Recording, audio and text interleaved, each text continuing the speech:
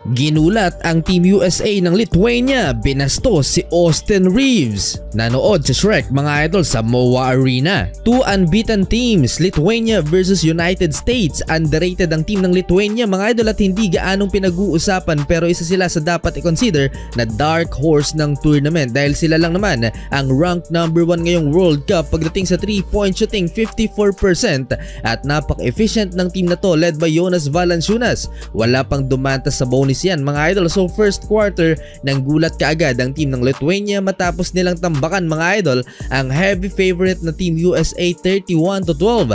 At imagine 12 lang ang puntos ng United States. Pinahirapan sila ng gusto at paswing-swing lang ng bola sa mga open shooters ang Lithuania. Pick and rolls din ang pangunahing bala ng mga naka-green para mabasag ang matinding depensa ng United States. Effective ang off-ball na ginagawa nila para bumigay ang depensa ng Americans. Second quarter umabot ang 21